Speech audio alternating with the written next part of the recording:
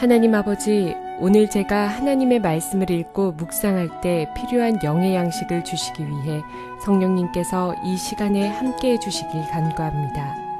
예수님 이름으로 기도합니다. 아멘.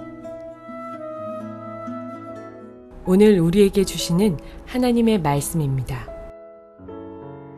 내가 만일 내 백성을 보내지 아니하면 내가 너와 내 신하와 내 백성과 내 집들의 파리떼를 보내리니 예굽 사람의 집집에 파리떼가 가득할 것이며 그들이 사는 땅에도 그러하리라.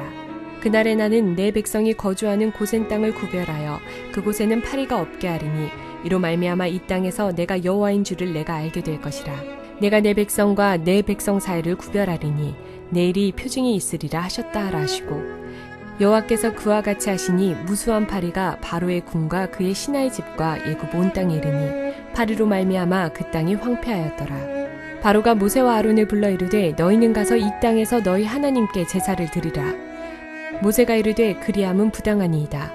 우리가 우리 하나님 여호와께 제사를 드리는 것은 예굽 사람이 싫어하는 바인즉 우리가 만일 예굽 사람의 목전에서 제사를 드리면 그들이 그것을 미워하여 우리를 돌로 치지 아니하리이까.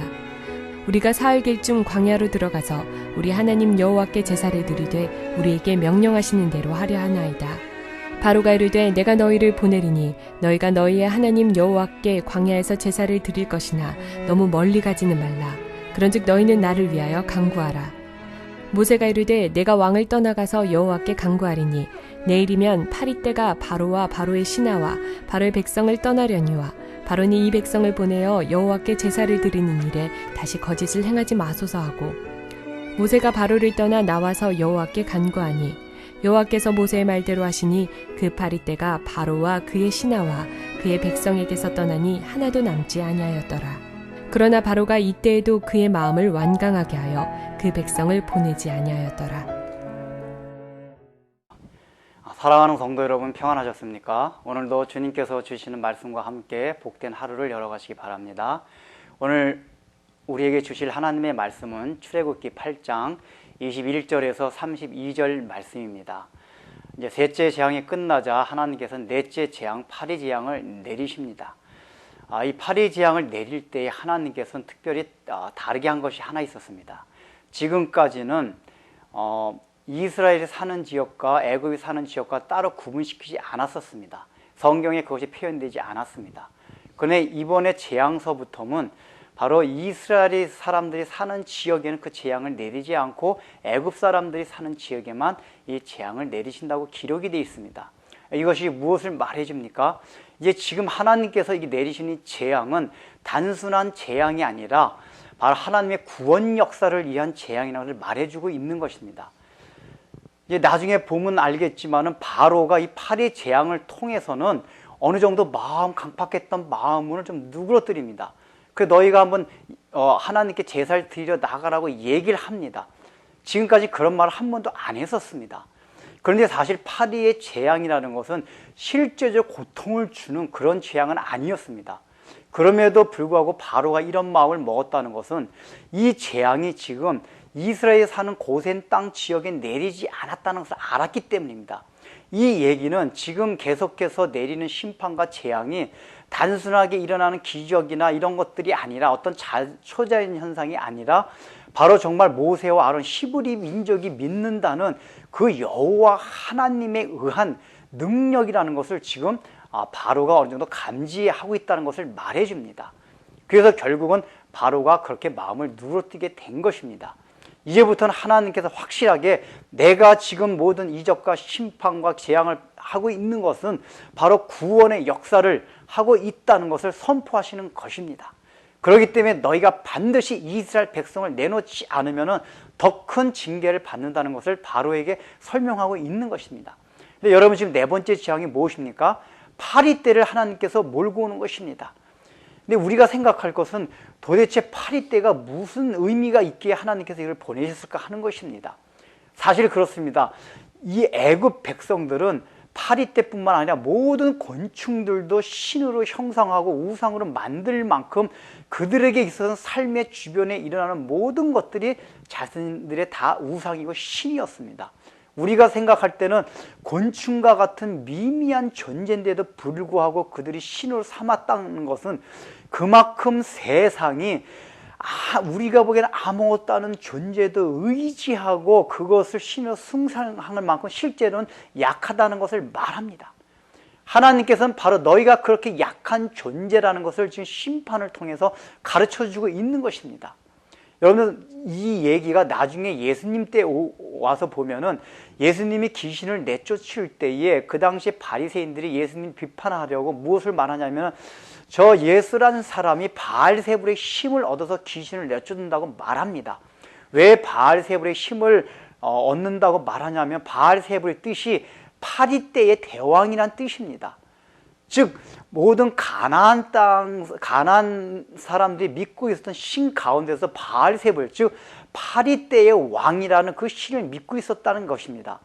애굽뿐만 아니라 모든 이방 민족 가운데는 이렇게 하찮은 곤충을 가지고도 굉장히 위대한 신으로 섬길 만큼 사람들은 미미하고 굉장히 어리석으며 참으로 답답한 존재라는 것을 지금 하나님께서 말씀해 주고 있는 것입니다.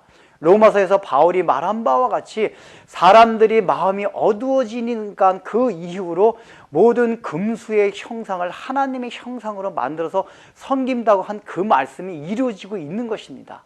바로 그런 자들에게 내리는 심판을 지금 하나님께서 우리에게 보여주고 있는 것입니다. 하나님이 보실 땐 별거 아님에도 불구하고 인간들은 그것을 신으로 우상으로 생각하는 그러한 어리석음에 대해서 하나님께서 우리에게 경고해 주시는 것입니다. 결국은 이 재앙을 통해서 바로는 마음을 어느 정도 엽니다. 그래서 25절에 보면 뭐라고 나옵니까? 모세와 아론을 불러드립니다. 야, 모세야, 아론아, 이제 내가 너희들 제사 지내게 해주겠다 라고 얘기하는데 조건을 겁니다. 그 조건이 무엇입니까? 바로 제사를 지내긴 지내되 애굽에서 지내라고 하는 것입니다. 너희가 이것을 떠나지 말라고 하는 것입니다. 이것이 무엇을 말합니까? 예배드리는 거 좋다. 내가 보니까 여호와 하나님 능력 대단하다. 근데 그냥 애굽 안에서 지내라, 그 얘기입니다. 여러분, 이것이 무엇을 말합니까? 사단은 오늘날도 우리에게 동일하게 꼬드깁니다. 유혹합니다. 주일날 예배 한번 드려야 좋다. 그 11조도 한번 해라. 헌금도 해라. 그냥 그것으로 족하게 여겨라. 너희는 여전히 이 애굽 땅에서 세상에서 세상의 가치와 의식 구조를 가지고 그대로 살아가라. 6일 동안은 그렇게 살아가고 일주일에 한 번 그냥 예배만 드려라 하는 것과 마찬가지입니다. 우리로 하여금 그렇게 유혹한다는 얘기입니다. 그런데 모세는 여기에 대해서 단호하게 거절합니다. 뭐라고 거절합니까? 만약에 여기서 예배를 드리게 되면은 애굽 사람들이 우리를 죽이려고 할 것입니다. 왜냐하면 애굽 사람들은 우리가 제사 지낼 때 희생하는 모든 짐승들을 신성하게 생각하고 신으로 생각하고 있기 때문입니다. 제가 창세기에서도 말씀드렸듯이 애굽인들은 유목민들을 천박하게 여기는 것이 유목민들이 지는 제사 때문에 그렇습니다. 왜냐하면 그 제사에서 희생하는 희생제물인 소나 양 같은 것들은 애굽 사람들한테는 신으로 숭상하는 동물이었기 때문입니다. 특별히 여기 지금 나오는 이 바로 왕은 역사적으로 볼 때 굉장히 소를 숭상했던 그런 인물이라고 합니다. 그러기 때문에 자신들이 숭상하는 그러한 신들을 애굽 땅 안에서 제사 지내서 희생제사로 죽이거나 하게 되면은 애굽 사람들이 가만 놔두지 않는다고 지금 모세가 거기에 대해서 지금 반박을 하고 있는 것입니다. 그때 지금 다시 바로는 뭐라고 말을 합니까? 그렇다면 좋다. 내가 조금 더 양보하겠다. 나가긴 나가되 멀리 나가지 말고 조금 가까운 데 나가서 너희가 원하는 그 희생 제사를 드리라고 하는 것입니다. 이것도 다 무엇입니까? 너희가 예배를 드리고 기독교 신앙생활 하는 건 좋다. 그렇지만은 너무 세상에서 멀리 나가지 말라. 우리가 갖고 가는 모든 우리가 생각하는 그런 가치관과 의식구조와 그런 삶의 방식을 그래서 너무 멀리 떠나서는 예배 드리지 말고 적당한 선에서 예배 드리라는 것입니다.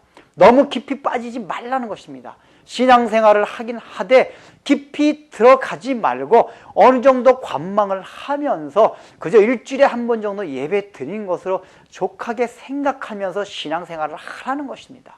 이것이 오늘날도 우리에게 동일하게 유혹해 오는 그러한 바로의 외침입니다. 바로의 속삭임입니다. 기도하겠습니다. 하나님 아버지, 바로는 오늘날도 계속하여서 우리로 하여금 너무나 신앙에 몰입하지 말고 적당한 거리에서 예수를 믿으라고 속삭입니다. 그저 주일 한번 예배드리는 것으로 자족하고 6일 동안은 세상의 가치관과 세상의 의식 구조와 삶의 방식을 가지고 살아가라고 우리에게 유혹합니다. 이러한 속삭임에 넘어가지 말고 모세와 같이 그것을 단호히 거부하고 우리는 삶의 길을 나가서 시내산에서 하나님 앞에 예배드리겠다고 하는 그러한 단호한 또 우리가 결정과 외침을 바로에게 전해줄 수 있는 우리 성도들이 다 되게 하여 주옵소서. 예수님의 이름으로 기도드립니다. 아멘.